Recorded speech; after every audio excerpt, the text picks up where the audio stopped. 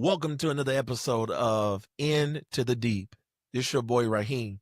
I'm truly excited because we're going to deal with a very touchy topic, something very sensitive, and that is grief. I want to deal with grief beyond loss. I want to deal with something because I want you to understand that grief often perceives as a response to loss. Let that set in for a moment. Grief, it often perceives as a response to loss, but then it extends far beyond the tangible absence of a loved one. Do that for a moment. It encompasses the shattered of dreams. Every now and then when we deal with loss, it's not really us losing a loved one. Sometimes loss can be relationship, financial loss. Loss can be so many ways and so many different things, but we deal with loss as, oh, someone died. But do you know loss is far beyond that? I want to deal with that for a moment. Each stage of grief is different and it's deep. Today, I want to identify stages of grief. This season, I'm dealing with grief. I want to deal with grief and what does it look like? You have denial. You have anger. You're dealing with bargaining. People are good at that. You're dealing with depression and acceptance. All of those serve as unique thresholds demanding acknowledgement and understanding. Watch this. It is through honoring these phases rather than suppressing them that we began to integrate grief. We began to look at it and then we began to integrate it in our lives, allowing it to reshape us into more, watch this, resilience. It began to shape us into healed human beings. Want to deal with that? It began to shape us into children of God, who God has called us to be because we properly grieved. We dealt with grief. To master grief, I want to deal with that. To master grief, it is not to erase its presence. It's not, but it is to navigate. It is to navigate different stages. It is to navigate you through certain areas in your life with courage and self-compassion. When you deal with grief, we got to remember that self-compassion is very necessary. It's very important. This journey is a necessity. It is a necessity and it is profound. Watch this. Stop. It is to expound on why you had to deal with grief. A lot of people don't want to really deal with the point of losing anything, losing somebody, losing life, losing um friendships. We don't like loss. So when we lose something, and number one, when we lose something that we really love, it really hurts us and we don't want to open up and we don't talk about it. We go into the place of, like I said, number one of the stages, and one of them are denial. When we get to a place when you lose someone, the initial shock and disbelief, struggling to accept the reality of the loss. Denial, we suffer with denial because sometimes when something happens or we lose something, the first thing we say is, I just don't believe that happened. Or I just don't believe that that's gone. Like, it doesn't feel real. So many people have said that before. Like, it just don't feel right. It don't feel like this actually left. So what I want to deal with today, I want you to identify what stage of grief you're in. Are you in the denial stage? Are you in the anger stage? The anger stage is a stage of frustration, resentment. It often direct to oneself. It deals with you, a man, others, or God.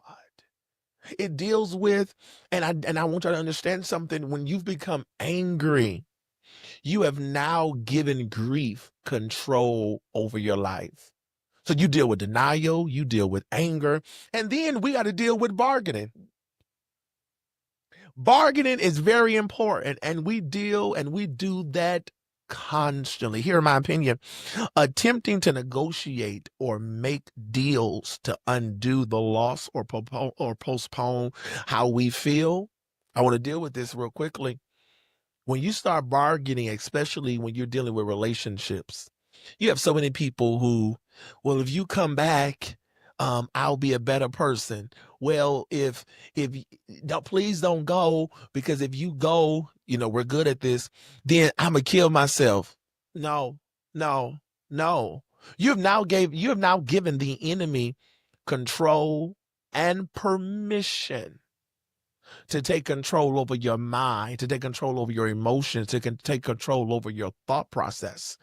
And that's why it's hard for you to grieve, because when you're dealing with grief and then you're dealing with this stage of grief called bargaining, you don't deal with what actually happened. So then, therefore, when you do it that way, which is bargaining, you now go into the next stage of grief, which is depression. When you deal with depression, it is an overwhelming sadness. Deal with that. That word overwhelming. It's an overwhelming sadness. It is hopelessness. It is a sense of withdrawal from activities and relationships. So when someone goes into depression as grief, you don't hear from them. They block you, or they need time, or you're trying to check on them. And sometimes we get frustrated as people, because it's like, I'm trying to check on so and so, and I'm trying to check on this person, and they're not answering, they're not returning my phone calls, they're not at home. And then you get mad, but you don't understand that that person is just going through the stages of grief. That person is going through the stages of identifying what has happened. They got to accept it. They got to come out of denial. They got to remove bargaining from their life. They cannot be angry. So it takes time to actually cope, deal, and identify. And then here's the final one that a lot of people don't want to deal with: acceptance. You got to accept the fact that it's gone. And I know somebody might say, well, that was very harsh to say. It's not, because you cannot undo it. It's gone. Now, you cherish when it was present. You cherish the memories. You enjoy the fun times you had, no matter what it was. It could have been money. Enjoy the times where you was explosion and you was balling out of control. Could be relationships. Enjoy, or think about the moments where you and that person actually had some fun times outside of whatever the separation could have been. Even in death, identify, deal with that. Identify, oh, this was this was a great relationship, this was a great whatever. And then you got to come to terms with the loss. Finding a way to live in the new reality is what's hard for a lot of people, because when you've lived with something for so long and that thing or person is now gone, you're now stuck with moving forward. How do I move forward without something that I'm so used to? How do I move forward without my family? How do I move forward without the person I've been in a relationship forever? For an example, before I get out of here, when my mother passed away, me moving forward did not look possible, to be very honest. I did not know how I was going to move forward. I said, my mother, which is my grandmother, I said she was everything to me. And anytime I got in trouble, she'll get me out. Anytime I needed something, she come through. Anytime I wanted to scream, she'll let me. And when she died, I then said to myself, wow, my world is gone. And then God said, no, I got to teach you how to deal with the new reality and move forward. So my brothers and sisters, I want you to take this moment in these next few episodes and deal with grief beyond the loss. Deal with the reason why it's gone. That's what we want to deal with. We want to deal with why it's gone. We want to deal with, watch this, accepting the fact that it's gone. And then we got to be okay with it being gone. So the next episode that we have coming up this week, I have one of my great colleagues in the gospel, Pastor Felicia Hodge, will be with us. And she's going to discuss grief, even in the church, even in the pulpit. She's going to tell her story, how she lost her son, but God made sure she kept going. She's going to give us tips on how to continue to move forward, even though grief is present. So we thank you for joining in with us, tuning in with us. Do me a favor, like, share, and subscribe, and let's watch God heal us. But here, Into the Deep, we dig deep and we go beyond what we see and what we feel to create a place of healing and deliverance. So I want y'all to do me a favor and tell everybody about our podcasts. You can watch us on YouTube, watch us on Spotify. But listen, let's start launching into the deep and exposing and healing some stuff that we do not want to expose or heal. All right? I'll catch you next time.